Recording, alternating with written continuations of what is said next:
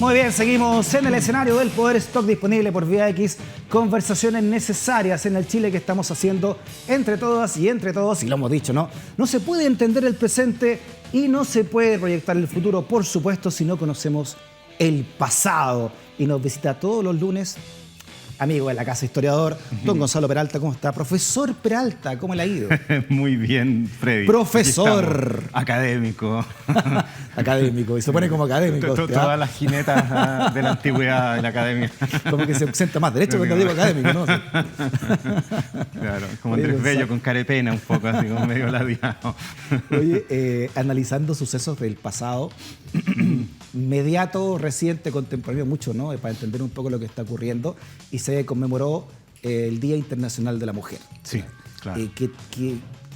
Conversamos, ¿es una celebración, es una conmemoración? ¿Se puede, en rigor, es correcto decir feliz Día de la Mujer?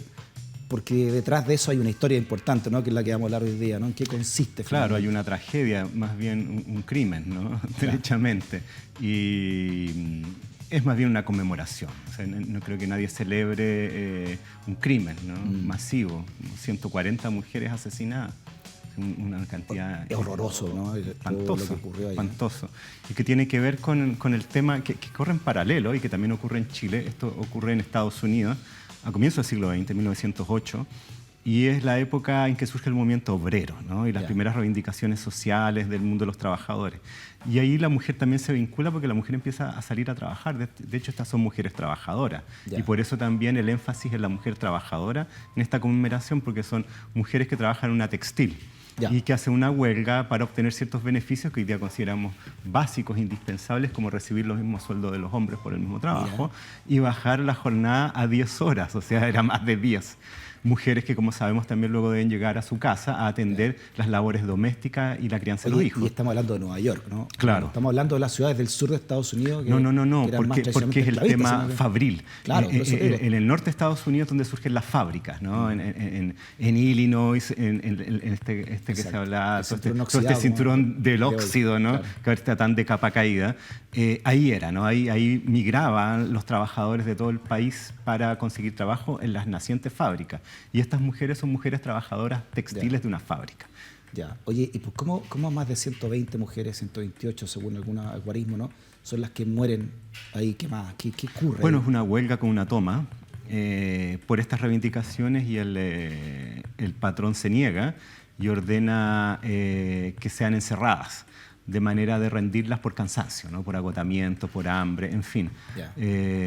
Por supuesto, sin negociar nada, y en esas circunstancias se provoca un incendio y mueren quemadas, encerradas. O sea, es una muerte horrorosa y por la, digamos, por el miserable patrón aquel, ¿no? Que ordena ese tipo de medidas ante reivindicaciones que eran justísimas. Mira, un año después o meses después, ¿no? 1907, la huelga de Santa María de Iquique, y en 1908 ocurre esta matanza de estas mujeres en Nueva York. Hay un despertar en el mundo en general, ¿no? Efectivamente, de los movimientos, ya sea obrero o de reivindicación, que en el caso del feminismo, ¿no? Claro, hay esa etapa que es como el cambio de siglo, del 19 para el 20, es una segunda oleada, por así decirlo, de la revolución industrial. Que ahora tiene que ver con la fábrica, con el uso del carbón, de otro tipo de formas de trabajo y que afectan de manera muy fuerte, muy violenta a las clases trabajadoras. Perfecto. Entonces, esto hace que surjan movimientos reivindicativos y en algunos casos derechamente revolucionarios en todo el mundo, sobre todo donde se están desarrollando esos procesos. Entonces, no es raro que en Chile ocurra, por ejemplo, en el salitre, donde estaba la minería como una vanguardia de la industrialización, o en los puertos, donde estaba todo el tema del intercambio comercial, o en las principales ciudades, o sea, donde ese proceso está llegando a sus puntos más críticos, más agudos. Perfecto. Este hecho horroroso, ¿no? Ocurre como tú lo decías, en Nueva York. ¿Cómo se trae esto a Chile? ¿Cómo está el movimiento en Chile? ¿Cómo empieza también el movimiento en Chile respecto de otras cosas que están ocurriendo en el mundo? Claro, a ver, acá un movimiento feminista propiamente tal, yo creo que empieza a tomar ese nombre ya en el siglo XX. con suerte. Ya. Pero eso no quiere decir de que no haya habido mujeres y grupos de mujeres que hayan luchado por sus derechos, ¿no? Ya. Y en ese sentido tenemos una historia antigua y que es muy interesante. Ya. De hecho, pegándome un salto así como descarado y yo creo que sorprendente también, hay antecedentes muy interesantes de monjas en la colonia. Ah, sí, ¿ah? Y eso tiene que ver con que, bueno, en la sociedad tradicional, colonial, estamental, las mujeres ocupaban un rol subordinado ya por ley, ¿no? En las cuales eran unas especies de menores de edad perpetuos, ¿no? Que no poseían derechos civiles ni menos políticos. Increíble. Y que dependían de la autoridad de un hombre, fuera su padre, luego se casan del marido, o en el caso de las monjas del cura, ¿no? Pero siempre había un sujeto o de nuestro Señor Jesucristo. Bueno, hasta el día de hoy las monjas no cuando dan misa, tengo entendido, ¿no? No, pues, no. De hecho, no. Pero ahí ocurre una situación bien curiosa, que las monjas de convento, crean comunidades dentro del convento que son administradas por ellas mismas. Además, permite que las monjas se eduquen, cosa que las mujeres que estaban en la vida civil no tenían educación, excepto la formación doméstica que se da en las casas para ser buena dueña de casa y buena madre. Y con eso estamos, ¿no? Y un poco de baile y de música. En cambio, las monjas eran educadas con una educación formal letrada, ¿no? Perfecto. Y también administraban lucas.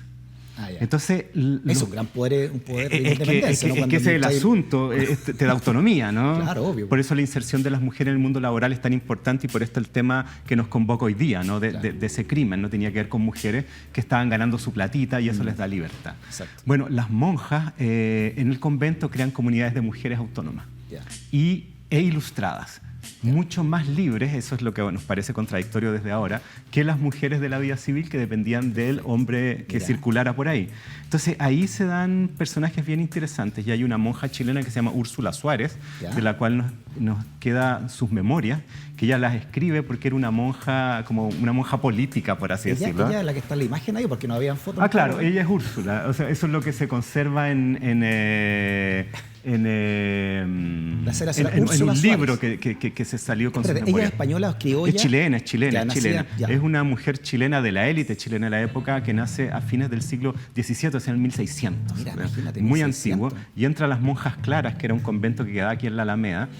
Y ella era una mujer muy inteligente, ¿no? y muy ambiciosa también. Repíteme el nombre, porque este es el proto-feminismo chileno, entonces. Algo así, o sea, Suárez. Úrsula Suárez. Se le reivindica como un antecedente. De ninguna manera se le puede llamar feminista, porque sería un anacronismo grosero, ¿no? Por eso digo el proto-feminismo. Claro, exacto, podría ser eso. Y bueno, y ella lucha por hacerse del poder dentro del convento, de hacerse abadesa, y al mismo tiempo discutía de temas teológicos y filosóficos con las principales mentes de la época.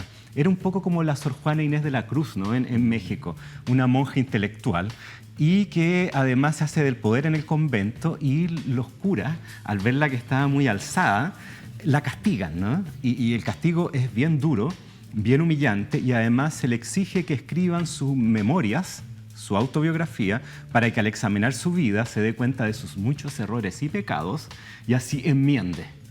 Y ese castigo es lo que nos llega ahora como libro. Y así conocemos la vida de ella.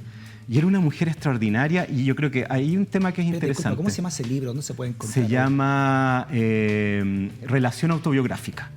De Sor Úrsula Suárez. ¿Y está en librerías hoy? Está en librerías, sí, claro, sí está. Es un manuscrito que andaba perdido por muchos años. La historia del manuscrito es bien fascinante, pero eso ya es otro cuento, ¿no? Ya nos vamos para cualquier lado.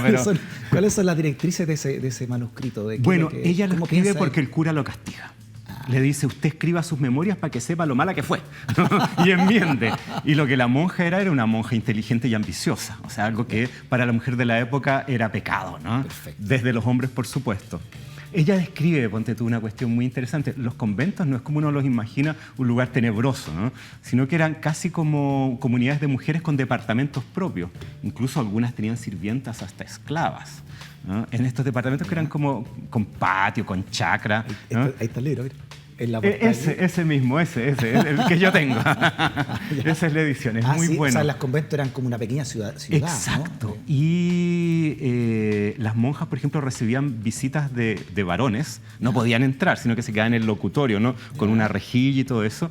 Y muchos de ellos quedaban como medios enamorados de las monjas, porque eran mujeres quizás más interesantes que las mujeres de la vida civil. ¿Son estos trabajadores que iban a la por esta chacrita? formación? No, tipos que incluso las mantenían con plata.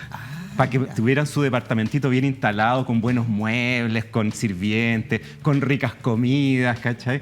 Y bueno, y estos varones intentaban por ahí algunas picardías, ¿no? Algunos escarceos. Claro, entonces acercaban la manito. Y de ahí viene el término manga ancha. Porque la monja de manga ancha permitía que la mano trepara hacia lugares, digamos, non santos, mientras que la de manga estrecha paraba al impertinente, ¿no? La manga ancha permitía que metiera la mano, que es hasta dónde. Hasta donde, no sé, hasta donde la manga ancha diera. Entonces, tú ves que las monjas tenían una vida bastante más variada y entretenida y atractiva que las mujeres civiles. La señora Úrsula Suárez nació en 1666. O sea, Mira, el 666 ya estaba, media mardita. marcado. Claro. Oye, ¿verdad que ella tenía sus propios Bueno, tenía unos sujetos que le llamaban los endevotados. Así se llamaban estos tipos que eran como devotos de cierta monja. Y ella tuvo varios. Y los manejaba, ¿no? Ahora, no hay ningún antecedente y da la impresión de que no hubo nada más allá de una relación bastante, digamos, histérica, ¿no? con estos sujetos. Y bueno, ella tuvo varios y los manejaba, uno aquí, otro allá, los hacía esperar, los desesperaba. Uno le caía mejor, otro peor, uno como que le gustaba, otro no tanto. Y así se la llevaban. Y esta monja, siendo tan inteligente, para evitar las críticas de la autoridad, y en particular de los curas y de los obispos, decía que todo lo que ella reflexionaba, todo lo que ella escribía, todo lo que ella hablaba, eran intuiciones que venían como de Dios. O sea, nosotras las mujeres, haciéndose un poco la loca, ¿no? La Larry, ¿no? No nos da, por supuesto, el cerebro como los hombres. Sin embargo, tenemos esta intuición peculiar de las mujeres que nos permite conectarnos con un saber como divino. Qué increíble, ¿eh? Ese era un argumento para poder estar tranquilas, ¿no? Para que las dejaran ahí. Para que las dejaran en paz y pudiera decir y pensar lo que ella quisiera, y si no le echaba la culpa al de arriba, ¿no? Al jefe máximo. Claro, y ahí surge esta idea que yo creo que es compleja, de que el hombre es racional e inteligente y la mujer es intuitiva e imaginativa. Mira. Hay que tener mucho ojo con esos prejuicios, porque en el fondo lo que están diciendo es que, mire, usted, mijita, no piense tanto, déjese llevar por la emoción. Mira, la intuición femenina que se llama. Claro, que es un tópico que yo lo encuentro complejo, porque si por un lado es como una virtud, por otro lado también... Oye, y tú decías que los hombres quedan encandilados con estas mujeres que eran más autovalentes, ¿no? Preparadas intelectualmente, claro, que a las que se acostumbraba en las sociedades, ¿no? Exacto, que era una mujer mucho más reprimida por el hombre. Sí, y sin educación y tampoco sin mucho poder, porque no tenía plata y dependía del tipo a su lado. Perfecto. ¿Qué otras figuras más entonces a partir de esta señora Suárez, que dicen que predijo su muerte, ¿no? ¿Verdad? De hecho, la predijo con fecha y hora y se murió ese día. Ah, sí. Y dice que hubo portentos en el cielo. Mira. No, una mujer extraordinaria. Yo recomiendo mucho la lectura de la relación autobiográfica y es muy entretenida y escribe bacán. Es gran pluma también. A fines de 1600. Sí. ¿Quién sigue en la lista así, las grandes mujeres precursoras? A ver, bueno, de ahí en adelante, claro, eso es lo poco que hay de la colonia que se sabe bien, porque las fuentes son escasísimas y esta es la única memoria que se conserva de una mujer de esa época. Entonces no se sabe mucho. Yo creo que de ahí ya saltamos a la República. Mira. Y bueno, aparte de estas próceres de la independencia, ¿no? De estas mujeres aguerridas como la Javiera Carrera o la Paula Jaraquemada, que en cierto modo yo diría que en Chile por la tradición se ha levantado la idea de la mujer de coraje, ¿no? Como la mujer de guerra, como Inés Suárez, ¿no? O como Fresia, ¿no? como esos mitos. Sin embargo, yo creo que hay otros espacios que son quizás más interesantes que la mera pachorra, ¿no? Que es y en este caso hay un personaje que también se cacha poco, que es la Enriqueta Pinto. Y Enriqueta Pinto era una mujer de la élite, hija de un presidente de Chile, Francisco Antonio Pinto, que fue presidente en la época liberal junto con Freire. Como que entre los dos fueron los principales líderes de esa etapa. Pariente Aníbal Pinto luego, ¿no? Ella es hermana de Aníbal Pinto. O sea, Pinto mira, ella es hija de presidente, hermana de presidente. Claro. Y esposa de presidente, o sea, más en la élite no podía estar. Claro. Y la gracia de la Enriqueta Pinto es que es una persona, bueno, es una mujer formada y educada con esmero. Lo que todavía seguía siendo raro en la República, estamos hablando del 1830, por ahí. Claro.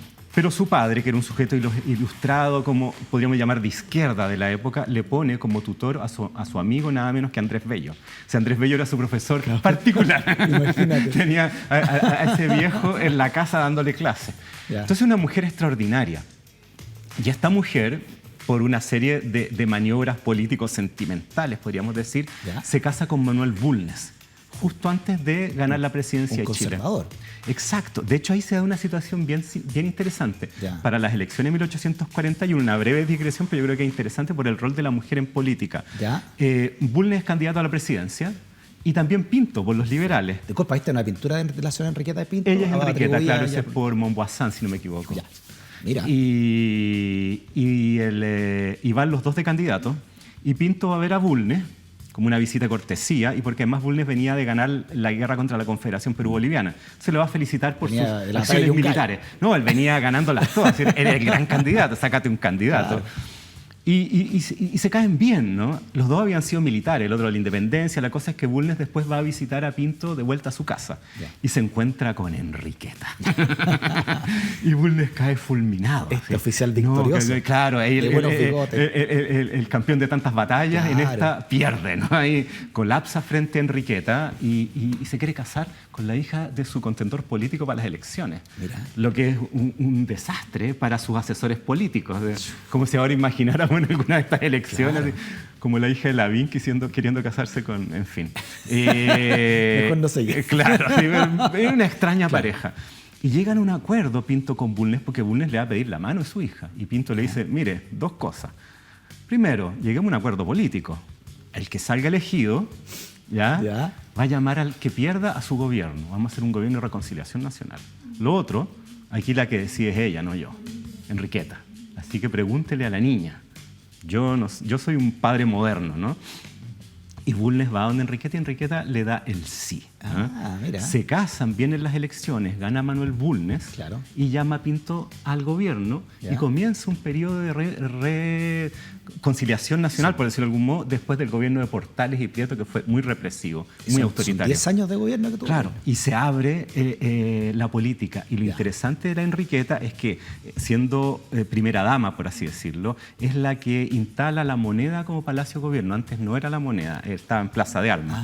Y crea en la moneda unos salones literarios, que son en realidad salones políticos. Espérate, esta señora Enriqueta Pinto es la que hace que hoy la moneda sea el Palacio Presidencial. Ella es una de las responsables que sea el Palacio Presidencial.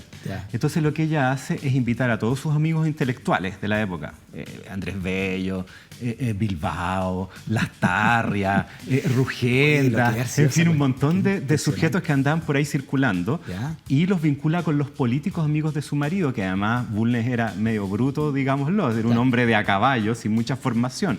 Entonces ella hace un ejercicio, podríamos llamar, de soft power, ¿no? Claro. Donde crea espacios de sociabilidad política con la cultura, facilitados por las mujeres. Entonces yo diría que es la primera mujer que entra derechamente en política, manejando los hilos del poder, siendo, como te digo, esposa de presidente, hija de presidente y luego hermana de presidente, desde lo femenino. Oye, y además junta figuras muy distintas. Varios de esos terminaron exiliados, ¿no? Claro, o sea, liberales con conservadores, la sociedad de la igualdad, militares con poetas exaltados, claro, ¿no? Entonces ella cumple ahí un rol súper interesante de articuladora política en la sombra, ¿no? Era una especie de segundo piso de salón político-cultural. Ya. Y de ahí, ¿qué otras crees tú que hay que ir destacando? Mira, yo diría que ahí lo otro destacable, que es ya un poco más adelante, es en la década de 1870, 80, son las mujeres que podríamos llamar de clase media. Porque estas eran mujeres privilegiadas, tanto la Úrsula como la Enriqueta, que algunas de ellas tenían acceso a estas posibilidades de educación y de poder.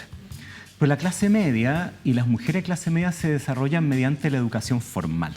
Y yo creo que ahí hay una súper importante, que es la Eloísa Díaz. Perfecto. La Eloísa Díaz y su compañera Ernestina Ernestina Pérez. Son las que entran a la universidad. Entra a la Universidad de Chile en 1881 gracias al decreto Amunátegui, que es un decreto que permite la entrada de mujeres a la educación superior en Chile, primero en el continente, y ellas se gradúan como médicos cirujanos en 1886, si no me equivoco, y son las primeras médicos de todo el continente. Por eso que hay un hospital ahora que lleva su nombre, ¿no? Exacto, así es. Y esto se debe a mujeres que antes de ellas fundaron colegios secundarios de mujeres. Pero esta la señora Loíza.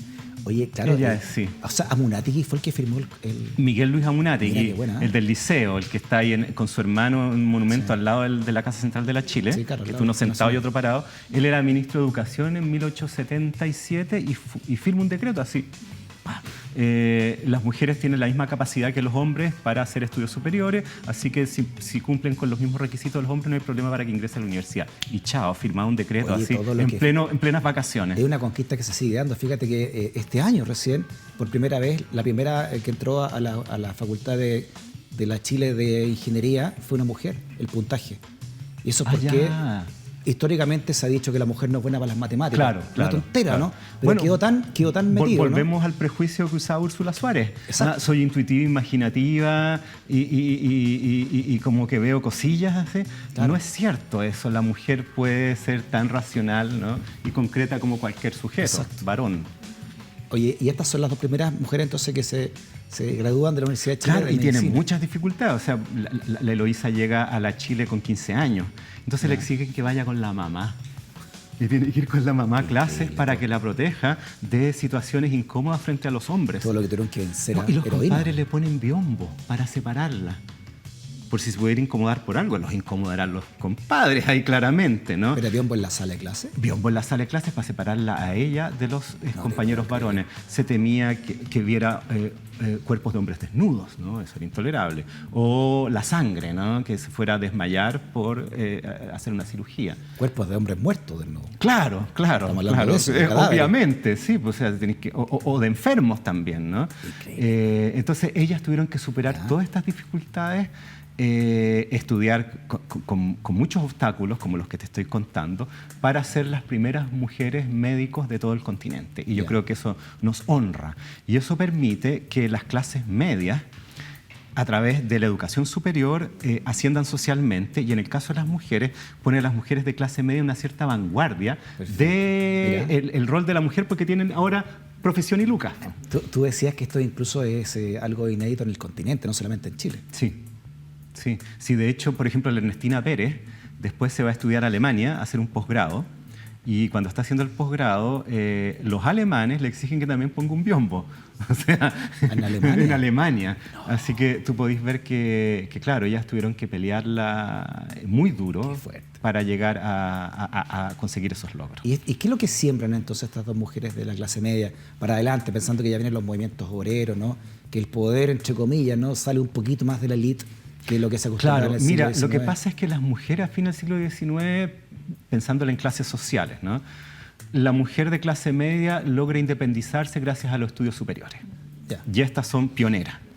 Muchas otras habían entrado como profesoras, ¿no? O con otras profesiones que el machismo de la época consideraba que eran más adecuadas para mujeres porque eran más parecidas a los roles tradicionales de madre y dueña de casa. Entonces, un educador era como la que cría al hijo en la casa, ok, eso está bien.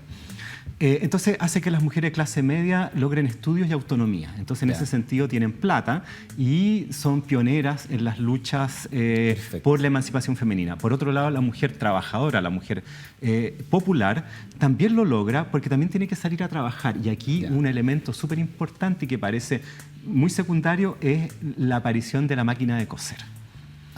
Porque la máquina de coser permite que las mujeres trabajadoras puedan, en su casa, al mismo tiempo que cuidan a los hijos y sacan adelante el hogar, tener un trabajo remunerado a través de la costura.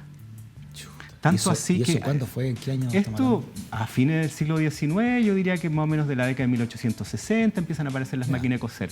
Entonces, es tanto así que hay sindicatos de mujeres costureras y que son los más potentes y que tienen conciencia feminista, porque se saben mujeres, frente a todas estas dificultades y desafíos. Había un periódico que se llamaba La Palanca, ¿no?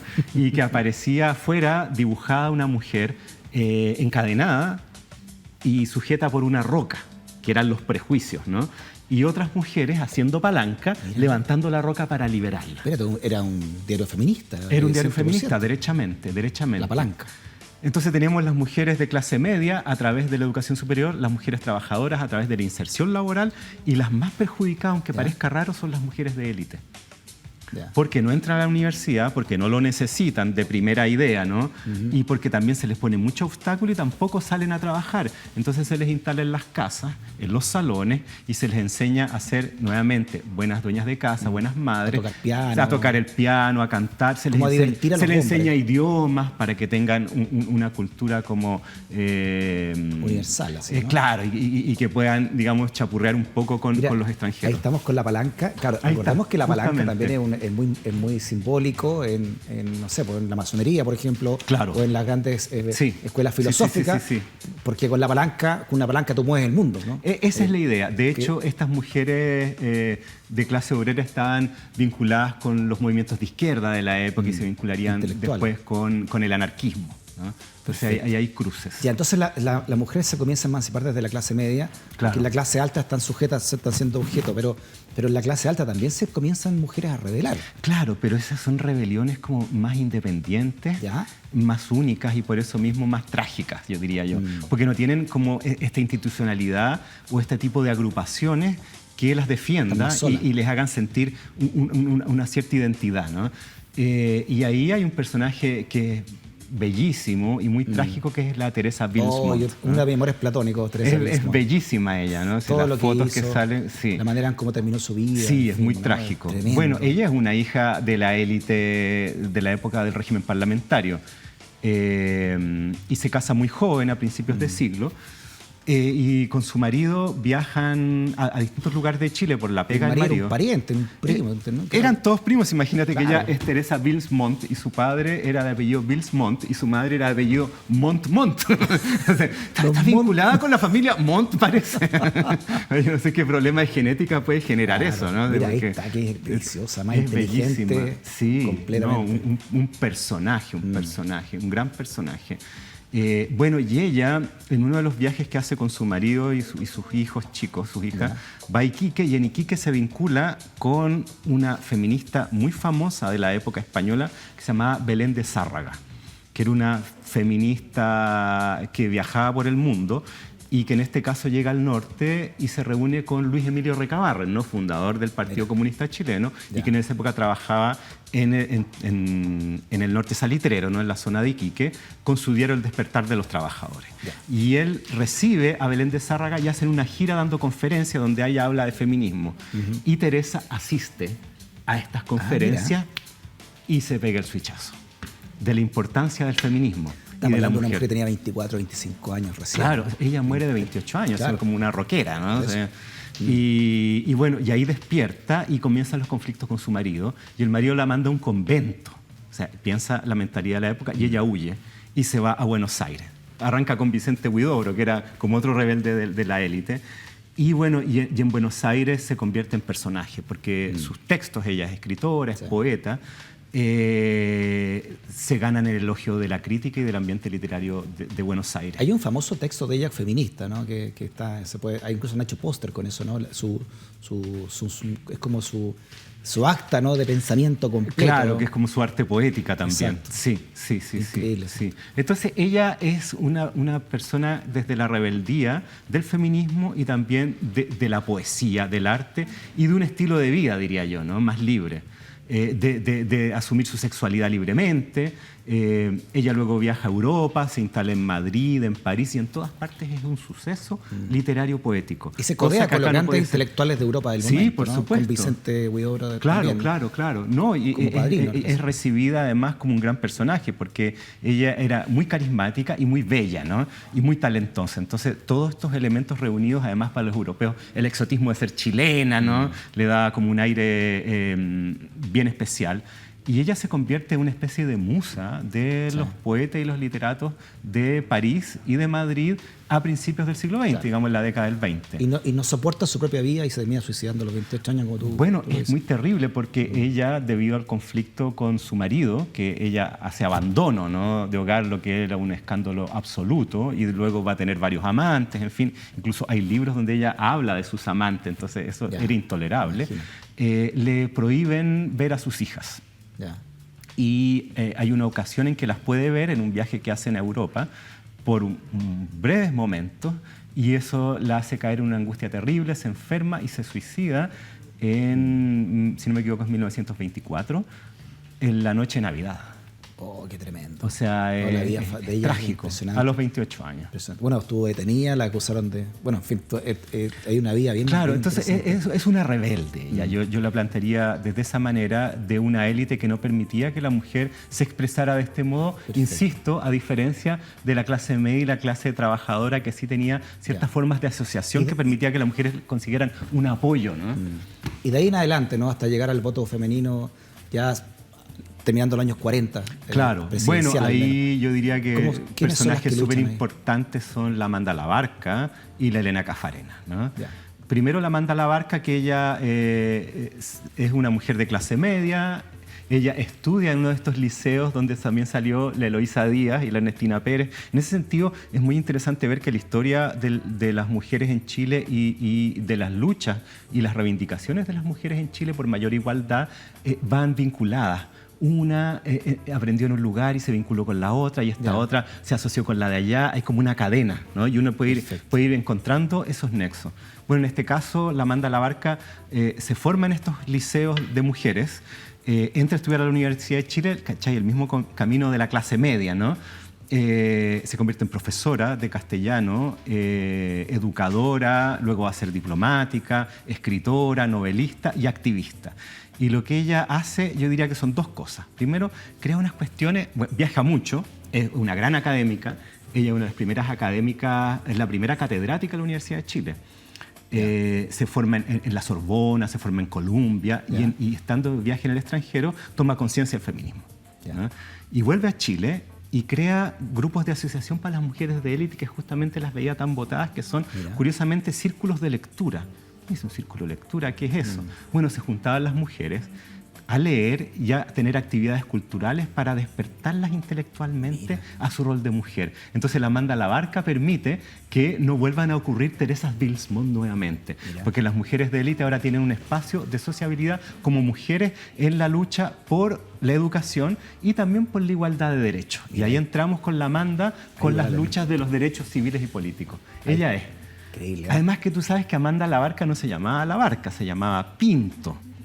Sin embargo, ella se pone de novia con su futuro marido, de apellido Labarca, no me acuerdo ahora el nombre, y la familia de ella se opone y le dice: o te separas o te casas inmediatamente o te desheredamos, ¿no? Algo muy de ese estilo. Y ella dice: no, yo hago lo que quiero, y de hecho sí, me voy a casar con él porque yo lo amo, y me voy a poner el nombre de él porque renuncio al nombre de ustedes. Entonces ella se pone nombre.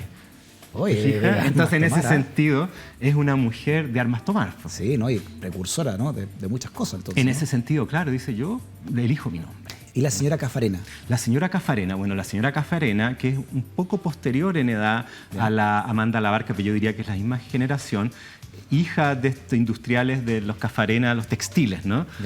Se vincula más a la izquierda que la Amanda Labarca, que es más bien radical, ¿no? Y ella es de las grandes luchadoras por el derecho a voto, o sea, por los derechos civiles y políticos de las mujeres. Y en ese sentido, la Amanda Labarca también se une a la Caffarena y juntas enfrentan muchas luchas. Y yo diría que uno de los logros más importantes de la Elena Caffarena es la fundación de una organización que se llamó la MEMCH, que es las mujeres por la emancipación en Chile, el movimiento por la emancipación de las mujeres en Chile. Perfecto. Y ella era marxista, como tú decías ya, ¿no? O sea, ella no militó nunca, pero ella estaba muy vinculada con la izquierda, con el socialismo, y su marido era comunista, ¿no? El señor Giles. Entonces ella estaba metida en el mundo del socialismo, a diferencia de la Labarca, que era del radicalismo. Y eso era aún más extremo en aquellos años, ¿no? Y bueno, la MEMCH es la que permite ganar el derecho a voto para las mujeres. Perfecto. De hecho, el mismo año, en que se funda la MEMCH, se gana el derecho a voto para las municipales, que es 1935, y luego en 1949 el derecho a voto para las elecciones presidenciales. Perfecto. Entonces yo diría que ella... Eso es bueno decirlo, ¿no? Recién el 49, las presidenciales, antes fueron municipales, parlamentarias y después presidenciales. Recién el 49 que se votó en la del 52. Claro, o sea, en rigor, primera vez en el año 1952 las mujeres pudieron votar por un presidente en Chile. Recién. Y eso es gracias a estas mujeres, yo diría sobre todo a la Elena Cafarena y también a la Amanda Labarca, que ya están en otra parada que las anteriores, ¿te fijas? Claro. Derechos civiles y políticos. Ya. Oye, y de ahí en adelante el machismo en Chile ha imperado notoriamente, ¿no? El caso, por ejemplo, de Gabriela Mistral es uno de los más patentes, que supuesto. Recibe el Nobel antes que el Premio Nacional de Literatura, por ejemplo, claro, ¿no? Claro, en esa misma fecha. O sea, hay una cosa doblemente odiosa. Primero el machismo y lo otro los extraños criterios para otorgar el Premio Nacional de Literatura. Es una combinación horrible. Que fueron bien políticos también, me imagino. Claro, ¿no? Sí. Entonces, claro, Gabriela Mistral, sin ser una feminista en el sentido contemporáneo, es sin duda una persona que impulsa las luchas de la mujer y sobre todo que muestra como el ejemplo de lo que puede hacer una mujer talentosa y esforzada por su autonomía. Sí, se nos acaba el tiempo, pero también hay un gran movimiento feminista ya en los 60 a nivel mundial. En Chile también los derechos reproductivos también de la mujer comienzan a ser tema. Sí. La llegada de la píldora anticonceptiva, por ejemplo. Sí, hay un nuevo giro. Está Isabel Allende, a través de su columna, ¿no? De los trogloditas, le decía a los hombres. En la revista Paula también marcó historia. Sí, buenísima. Y además muy entretenida, muy divertida, con mucha ironía, con mucho desparpajo. Una pluma muy suelta, muy graciosa, donde ella hacía reportajes, donde se sumergía en ciertos mundos que supone que la mujer no debía estar. Exacto. Entonces, eso es muy entretenido. Y es muy divertida la lucha política, porque está la revista Paula, que está ligada obviamente a la prensa más tradicional, más conservadora de derecha, pese a esto, pero a la izquierda saca Ramona, el Partido Comunista, claro. con muchos problemas también, porque hay un machismo importante en el Partido Comunista. No, en ese sentido yo no vería diferencia entre Paula y Ramón en cuanto a que tengan un mayor o menor apoyo de los grupos de varones, ¿no? Exacto. Y la Paula fue súper importante, la revista me refiero, porque se lanza con reportajes sobre el aborto en Chile, sobre las relaciones prematrimoniales, entrevistas a mujeres con amantes, la llegada de mujeres del campo, la prostitución, un montón de cuestiones que las revistas femeninas no trataban. Profesor Gonzalo Peralta, hasta la próxima semana. Hasta la próxima semana. Se hace corto hablar con usted. Se hace corto. Deberíamos tener un programa entero con el profesor Además, Peralta. Perdón, última cosa. Este es un tema gigante, importantísimo. Sí, y nosotros como dos varones aquí lo estamos conversando, digamos, descaradamente. Pero deconstruido. Pero bueno, ojalá. Y claro, se extraña la presencia de mujeres para conversar estas cosas. Pero sí, es un tema que podríamos hablar horas y horas y horas y es muy fascinante. Muy bien, Gonzalo, que esté bien. Tú también. Chao, chao. Muy bien, temas necesarios, temas que están haciendo sociedad, temas para un Chile que está cambiando, por supuesto, desde Vía X por la libre expresión. Hasta la próxima, chao.